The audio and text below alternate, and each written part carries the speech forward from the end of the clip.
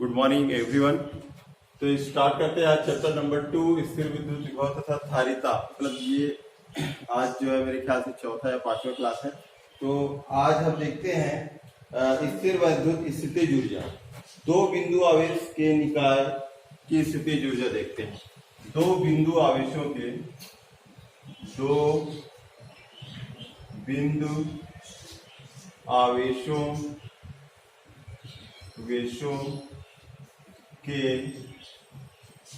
निकाय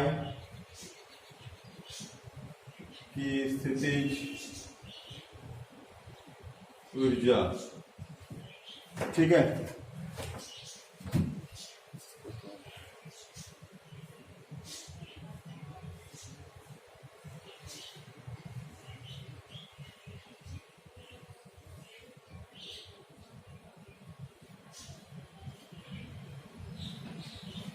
हेलो, आवाज सुनाई दे रहा है मेरा?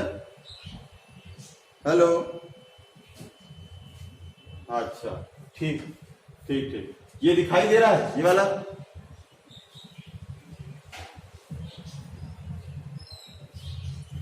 दुधला, अच्छा, ठीक है ना। तो दो बिंदु आवेशों के निकाय की स्थितिज ऊर्जा हम देखते हैं। तो मान लीजिए स्थितिज ऊर्जा मतलब कि है आपका किसी आवेश को जो है उसकी मानक स्थिति से वर्तमान स्थिति तक लाने में किया गया कार्य को जो है स्थितिज ऊर्जा कहते हैं। ठीक है, अब कोई आवेश जो है अगर अनंत पे रखी हुई है तो वो उसकी जो है मानक स्थिति है। अब अनंत से उसको जो है वर्तमान स्थिति तक लाने में जो कार्य किया जाएगा वही वो स्थितिज ऊर्जा कहलाएगी। ठीक है, तो यहाँ पर हम देखते हैं दो बिंदु आवेशों के निकाय की स्थितिज ऊर्जा, मतलब कि जैसे कि यहाँ पर दो बिंदु ले लेते हैं। ये दो बिंदु है, ठीक, ए और बी जो है दो बिंदु है। ठीक है, ये आपका जो है Q1 है और ये आपका जो है Q2 जो है आवेश है। ठीक, और इसके जो बीच की जो दूरी है वो मान लेते हैं R1 R2। ठीक है, क्लियर है। अब हम देखते हैं यहां पे मान लो अनंत पे रखी हुई है। ठीक है, Q1 और Q2। ये Q1 आवेश को जो है अनंत से अगर हम यहाँ इस पॉइंट पर जो है लाते हैं, मान लो Q1 पर लाते हैं, तो किया गया कार्य क्या होगा? ठीक है, अनंत से जब हम किसी आवेश को अगर मान लो इस पॉइंट पर लाते हैं तो इस पर किया गया कार्य शून्य होगा। ठीक है, अब शून्य क्यों? क्योंकि हम देखिए अगर मान लो कोई प्लस Q आवेश है और इसके और चारों एक जो है विद्युत क्षेत्र उत्पन्न हो जाता है, तो इसके जो है क्षेत्र में, इसके विद्युत क्षेत्र में अगर कोई एकांक आवेश को ला के रखें तो ये जो है एक बल जो है कार्य करता है। ठीक है, अब इस आवेश को अगर अनंत से हम यहां तक लाएं तो लाने में हमको क्या लगता है, उस बल के विरुद्ध कार्य करना पड़ता है। ठीक है, तो वही जो है कार्य इस स्थितिज ऊर्जा के रूप में संचित होगी। ठीक है, तो जो कार्य जो करना पड़ता है ना, वही कार्य क्या कहलाता है, उसका विभव कहलाता है। तो विभव बराबर हम देखे हैं W अपान जो है Q0, ये होता है। ठीक, लेकिन जो है यहाँ पे Q1 आवेश को जब अनंत से हम यहाँ तक लाए तो यहाँ पर कोई आवेश तो है ही नहीं, है ना। तो जब कोई आवेश ही नहीं है तो यहाँ पर जो है इसको लाने में कोई कार्य नहीं करना पड़ेगा।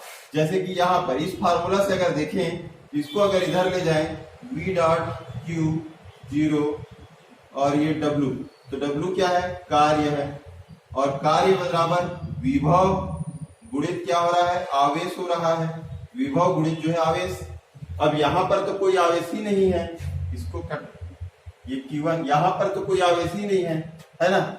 और आवेश नहीं है तो विभव भी कहां से होगा, है ना, क्योंकि जैसे जैसे आवेश बढ़ेगा वैसे वैसे विभव का मान बढ़ेगा। तो यहाँ पर जो है एक भी आवेश नहीं है, मतलब विभव नहीं है।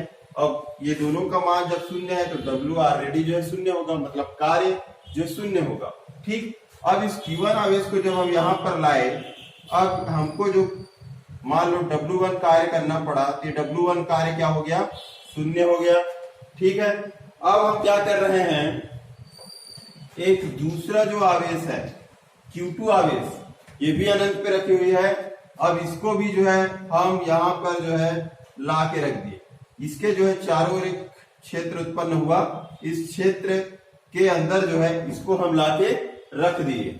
ठीक है, ला के रख दिए तो जाहिर सी बात है कि ये जो Q1 जो आवेश है इसके चारों ओर एक विद्युत क्षेत्र उत्पन्न हुआ, और इस क्षेत्र के अंदर हम इस Q2 आवेश को जो ला के रखे हैं, तो इसके कारण जो है इस Q1 आवेश के कारण एक विद्युत जो है बल लगता है। ठीक, और इस विद्युत बल के विरुद्ध जो है हम इसको जो है कार्य कर रहे हैं।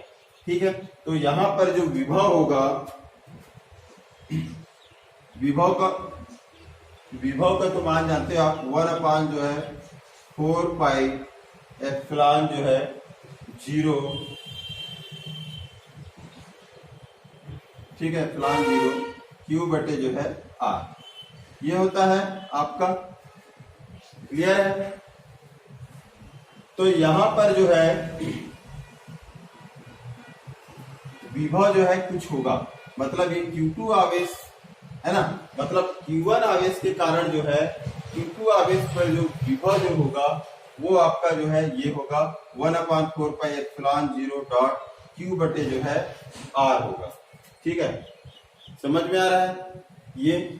लेकिन Q1 आवेश के कारण जो है विभव जो है किया गया कार्य जो है शून्य होगा। ठीक, अब इसके द्वारा जो है किया इसका विभव इतना हो गया, तो इसके द्वारा किया गया कार्य क्या होगा, कार्य बराबर विभव गुणित क्या होता है, आवेश।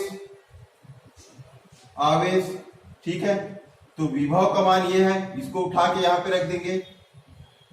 ठीक, और आवेश क्या है आपका Q2 आवेश को लेकर आए हैं, तो ये हो जाएगा किया गया कार्य। यहां तक समझ आया क्या आप लोगों को? हेलो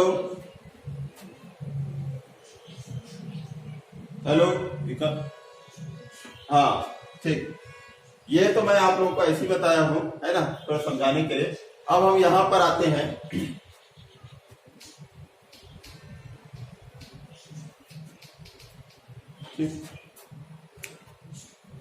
ये है, इसको हम ऐसा भी लिख सकते हैं, ये आपका जो है एक्स वाई जेड अक्ष में आपका 2 पॉइंट ले लेते हैं हम, आपका Q1 और जो है Q2, मतलब 2 पॉइंट है, A और B जो है 2 पॉइंट है। अब इसकी जो है यहां से जो है इसका डिस्टेंस आपका हो जाएगा R1 और ये हो जाएगा आपका R2। ठीक, तो A से जो B होगा वो होगा R1 R2। ठीक है, हम A से जो B जा रहे हैं इसलिए क्या हो जाएगा, ये R1 R2 हो जाएगा, AB के बीच की दूरी। ठीक है, अब हम ये जो आवेश है इसको कहां से लाए हैं, हम अनंत से लाए। ठीक, तो जब अनंत से जब हम यहां तक जो है लाए हैं, है ना, तो इसकी जो परिभाषा जो है वो आवेशों के किसी निकाय की विद्युत स्थितिज ऊर्जा उस कार्य के बराबर होती है जो उन आवेशों को अनंत से परस्पर नजदीक लाकर निकाय की रचना करने में कार्य करना पड़ता है। ठीक है, मतलब ये जो दो जो है बिंदु आवेश है इसको अनंत से हम 2 पॉइंट पर लेके आए, मान लेते हैं A और B पॉइंट पर लेकर आए, तो ये जो निकाय जो बन रहा है ना, और इस आवेश को जो अनंत से लेकर जो यहाँ तक जब लाए हैं तो उसमें जो कार्य करना पड़ रहा है वही जो है इनकी स्थितिज ऊर्जा कहलाई। ठीक है, तो यहाँ पर A और B 2 आवेश है ना, पास पास रखी हुई है, तो इसको हम जो एक निकाय जो है मान लेते हैं। ठीक है, तो यहाँ पर जो क्वेश्चन है वो ये है, 2 बिंदु आवेशों के निकाय की स्थिति ऊर्जा जो है ज्ञात करना है। तो ये जो है दो बिंदु आवेश हो गया Q1 और Q2। ठीक, यहां से यहां तक की दूरी R1 है, यहां से यहां तक की दूरी R2 है। A से जो है B तक की दूरी हो गई R1 R2। ठीक है, अब हम देखते हैं जो है माना जो है बिंदु A पर Q1 और B पर जो है Q2 आवेश रखी हुई है। ठीक है, बिंदु A पर Q1 और B पर जो है Q2 आवेश रखी हुई है। क्लियर है यहां तक? और A से B तक की दूरी जो है R1 R2 है। ठीक है, A से जो है B की दूरी कितना है? R1 R2 है। अब हम देखते हैं पहला पॉइंट, Q1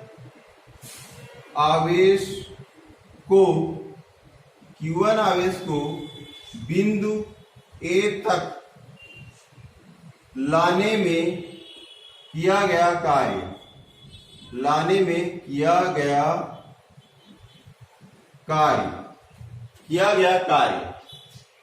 ठीक है, तो किया गया कार्य W।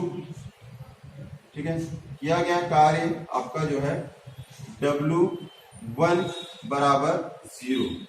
ठीक है, W1 बराबर 0। किया गया कार्य क्या हो गया? 0 हो गया। क्यों हो गया? आपको बताया हूं मैं कि अगर यहाँ पे अनंत पे कोई आवेश रखी है और इसको अगर किसी बिंदु जो है A पर हम ला रहे हैं, तो यहाँ पे तो इससे पहले कोई आवेश है ही नहीं, है ना, कोई विद्युत क्षेत्र है ही नहीं, एक खाली जगह है। अब इसमें हम इस आवेश को जो है ला के रखे हैं, तो लाने में जो कार्य जो किया जा रहा है उसको हम शून्य मानेंगे। क्यों शून्य मानेंगे? क्योंकि इसका फार्मूला बताया हूं, कार्य बराबर विभव गुणित जो है आवेश। तो यहाँ पर कोई विभव है ही नहीं, है ना, है विभव, आवेश नहीं है तो विभव भी नहीं है, और इसलिए क्या हो जाएगा? कार्य बराबर क्या हो जाएगा? शून्य हो जाएगा। ये क्लियर है पहला पॉइंट। अब दूसरा पॉइंट देखते हैं, है ना, दूसरा पॉइंट देखते हैं। अब Q2 आवेश को बिंदु B तक लाने में किया गया कार्य। Q2 आवेश को बिंदु B तक लाने में किया गया कार्य। लाने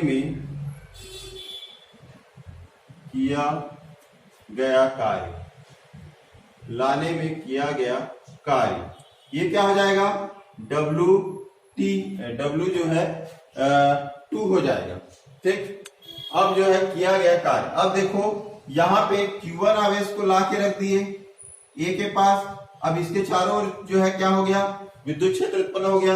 अब दूसरा आवेश इसके नजदीक में ला के रख दिए Q2, ये बिंदु A है और ये हो गया बिंदु B। ठीक, तो Q1 आवेश तो पहले से यहां मौजूद है कि नहीं? तो इसके चारों ओर क्या हो गया? विद्युत क्षेत्र उत्पन्न हो गया।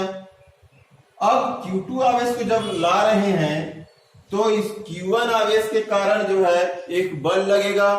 ठीक है, या तो आकर्षण बल लगेगा या तो प्रतिकर्षण बल लगेगा। ठीक, अगर समान सजातीय आवेश होंगे तो प्रतिकर्षण बल और विजातीय आवेश होंगे तो आकर्षण बल लगेगा।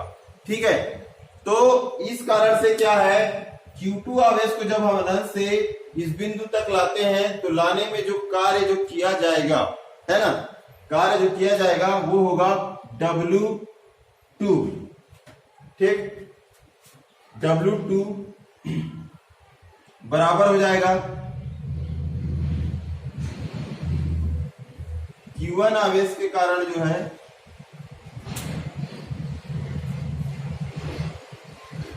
Q1 आवेश के कारण, इतना आवेश के कारण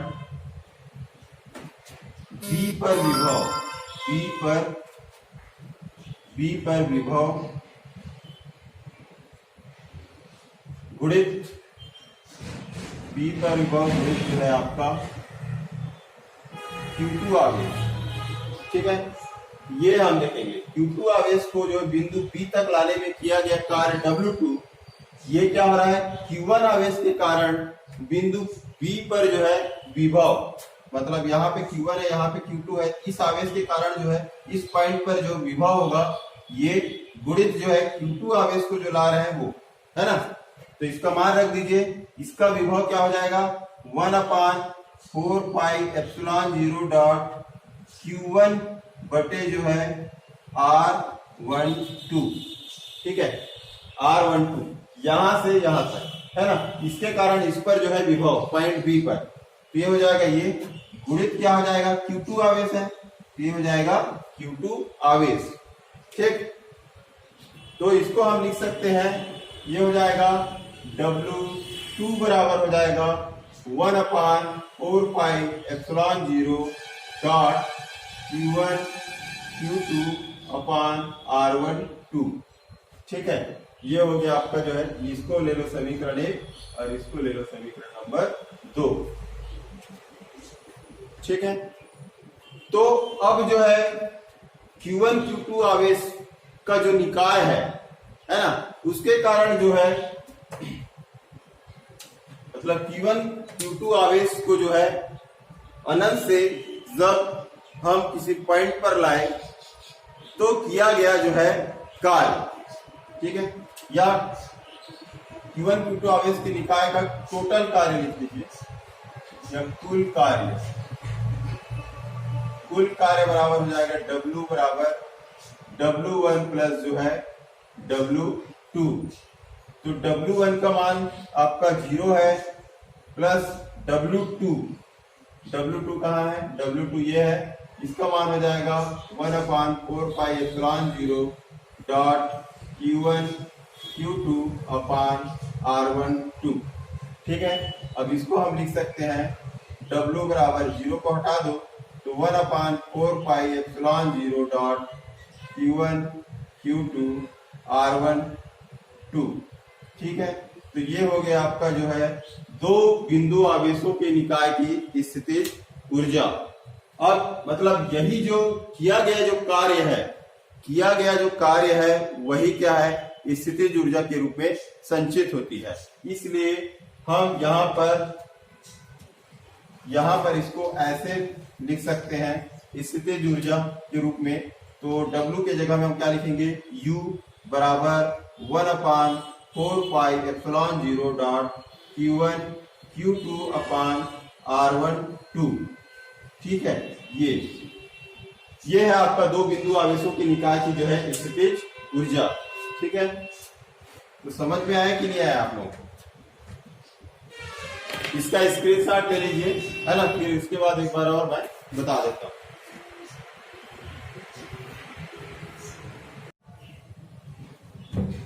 चलिए, तो ये समझ में आ गया है। तो अब मैं आगे बढ़ता हूं। तो इसमें जो है दो कंडीशन आपका ये है कि Q1 Q2 is greater than 0, है ना, तब क्या होगा। यहां पे फार्मूला में है Q1 Q2, है ना। तो Q1 और Q2 इज ग्रेटर देन 0, मतलब Q1 Q2 का मान क्या है, 0 से जो है अगर अधिक है तब क्या होगा। तो ऐसी कंडीशन में जो है ये दोनों जो है Q1 और Q2 जो है दोनों आवेश जो है समान होंगे, ठीक है। दोनों जो है सजातीय आवेश होंगे, ठीक, क्लियर है। मतलब अगर Q1 आवेश प्लस चार्ज में है तो Q2 आवेश भी जो है प्लस चार्ज में होगा, ठीक। और अगर ये माइनस चार्ज में है तो ये भी जो है माइनस चार्ज में होगा।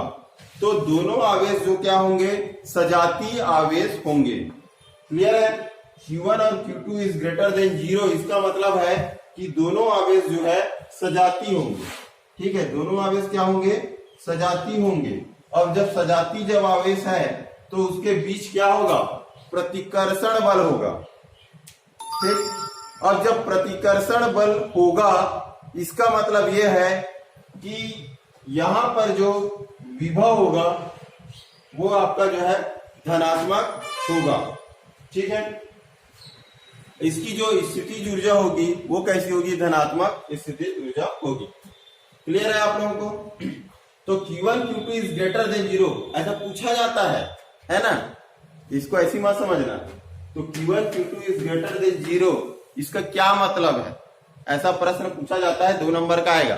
तो उसमें जो है आपको याद रखना है कि Q1 Q2 is greater than 0 इसका मतलब है दोनों आवेश सजातीय आवेश है, और सजातीय आवेश है मतलब उसके बीच क्या होगा, प्रतिकर्षण बल होगा, और प्रतिकर्षण बल हो रहा है, अतः इसकी जो स्थितिज ऊर्जा होगी वो कैसी होगी, धनात्मक होगी। क्लियर है यहां तक? दूसरा पॉइंट है, अगर Q1 dot Q2 is less than 0, अगर जो है Q1 Q2 दोनों आवेश जो है 0 से कम है ना, 0 से जो है कम है, तब की कंडीशन में ये जो है दोनों आवेश विजातीय आवेश होंगे। अगर Q1 जो है प्लस में है तो Q2 क्या हो जाएगा, माइनस में।